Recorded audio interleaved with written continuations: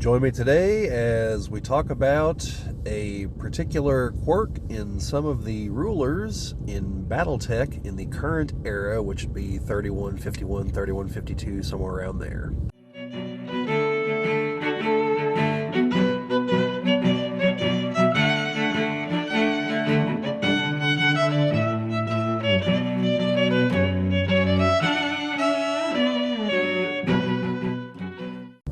This is the Geek Cabal channel. My name's Bobbie, and I think I decided to call these segments BattleTech Bits, just little pieces of lore or whatnot that are interesting but don't deserve like an hour-long in-depth video in and of themselves. Maybe several of them combined could be, but you know, that's not what we're going for here. So today, I'm going to talk a little bit about the current rulers in the Inner Sphere. And by current, I mean 3151, 3152, right around in there. Because it turns out that 3 of them definitely have something in common, and another might have something in common. And actually, I guess technically another second one might as well. So, what am I talking about? What I'm talking about is several of them are descendants of Hans Davion. Now, for those of you who don't know, Hans was the ruler of House Davion who married Melissa Steiner to form the Federated Commonwealth, and at their wedding launched the 4th Succession War by launching a massive invasion into the Capellan Confederation. While I assume Maximilian Lau was there at the wedding. So, yeah, hell of a surprise for him. The invasion did not succeed, by the way. As far as wiping out the Capellan Confederation, seeing as how they still exist, I believe have reclaimed every world they lost at this point and are starting to actually eat into House Davion. Yeah, because at the moment the Capellan Confederation has the largest military in the Inner Sphere. So, how the tables have turned. But, yeah. So, now, Julian Davion, oddly enough, is an exception to this, as near as I can tell. I wasn't 100% certain on his parentage, and looking through what I can find online, I don't believe he is descended from Hans Davion. He seems to be from a different, another offshoot of the Davion family, somewhere farther back. However, Trillian Steiner Davion, the Archon of the Lyran Commonwealth, ruler of House Steiner, is descended from Hans Davion. Her line does not go through Victor Steiner Davion. It goes through one of Hans's other children and comes up to her. So she's a descendant of Hans Davion. Alaric Ward, who is proclaiming himself the first Lord of the Inner Sphere, and he's the Khan of Clan Wolf, and proclaiming himself the Ilkhan, is also a descendant of Hans Davion, because Victor, his mother, Catherine Steiner Davion, had him created using her DNA along with her brother's DNA, Victor Steiner Davion. The 2 of them are both Hans Davion's children. And also the blood of Phelan Ward, I believe. Clan genetic stuff gets kind of weird. So you can have apparently more than 2 genetic donors. But, yeah. So, I had to check on that to make sure it's Phelan. It could be Vlad Ward. I'm sorry, didn't research that part thoroughly enough. I was concentrated more on the Steiner Davion part. It's one of those 2, though, I believe. I'll put a little thing up here to clarify which one it is. But, yeah, so he is their descendant as well, which also gives him a claim to the rulership of both of the Steiner and Davion realms. And then, of course, you have Julian Davion, who is a Davion, just not of Hans Davion's descent. So you have at least 3 realms where people of the Davion bloodline are ruling. And, well, two great houses, and then one of the clans, who is now the Ill clan, so theoretically rules all the other clans. But then we have the interesting potential offshoot. Because of one of the source books, I believe it's called Jihad Secrets. I'll put a picture of it here in the thing so you know which one I'm talking about. At one point in the book, the claim is made that Sun Tzu Lao is a genetic descendant of Hans Davion, that they got Hans's DNA somewhere and used it to create Sun Tzu Lao. So Sun Tzu Lao's children are Doshin Lao, the current ruler of the Capellan Confederation, and I believe his sister is Ilsa, I could be wrong on her first name, I believe it's Ilsa Centrea, who rules the Magistracy of Canopus.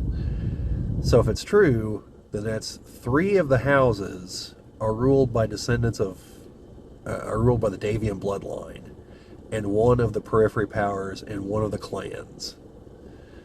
So, you know, looking at this, I'd say the Davions are going to win somehow or another.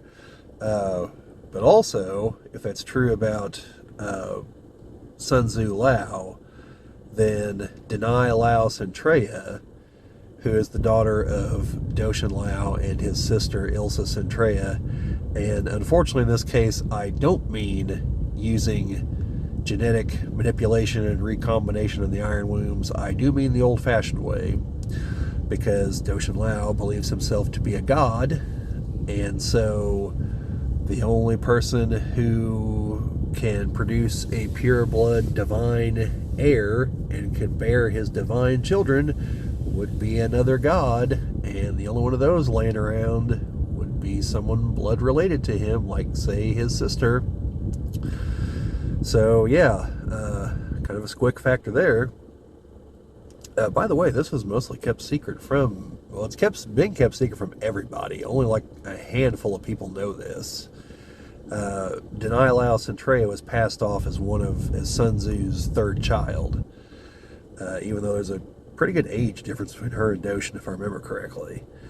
Then she was told this by Doshin Lao after a certain point in a secret communication, and I believe it's one of the only times he even sounded remotely fatherly towards her, because he's all about, you know, he is the divine ruler, he is the state, etc., etc.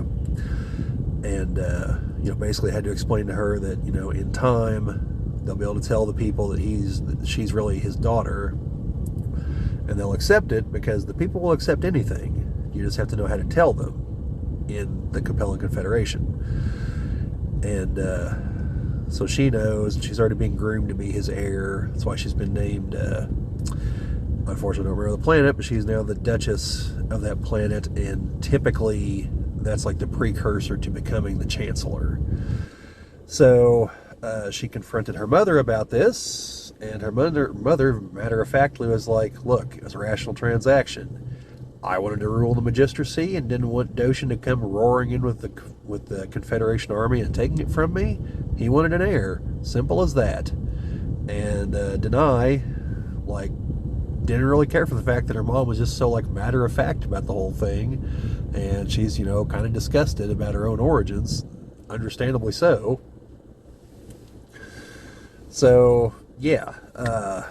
If you want to kind of read about some of this, some of the various novels, I believe Blood Will Tell is the most recent one involving her, and that one, a lot of that is building her up to be the next Chancellor, and trying to get her to see things from the Capellan viewpoint, because she was raised in the Magistracy of Canopus and spent a long time fighting in the arena on Solaris 7 until finally Doshin told her, fun and games are over, time for you to lead the armies. Well, have a command position in the army. She wasn't like general of the armies or one of the strategos or anything like that. But he put her into the McCarran's armored cavalry, and they put her in charge of one of the army groups. So, yeah, So if she, like, whenever she fights Julie and Davion in one of the previous books, you know, that's literally cousins fighting each other, essentially. And whenever Ulrich Ward fights any of these people, you know, that's blood relatives. And it's going to become even more complicated after the recent events involving the Wolf's Dragoons, where they abducted a group of clan cadets, the Sibco, and they were ones that were made from Ulrich Ward's genetics. So even more descendants of Hans Davion will be populating the Inner Sphere at some point, and he's going to spread them around to the other clans and raise some of them in their mercenary unit there to eventually fight Ulrich Ward and the Wolf Empire and everything. So the eventual fate of the Inner Sphere is probably going to end up being a war of cousins. They just gotta figure out how to marry into House Merrick and House Kirita now, and then the Davion bloodline will control everything. So yeah, that's the way the fate of the Inner Sphere looks like it's going to be heading at some point.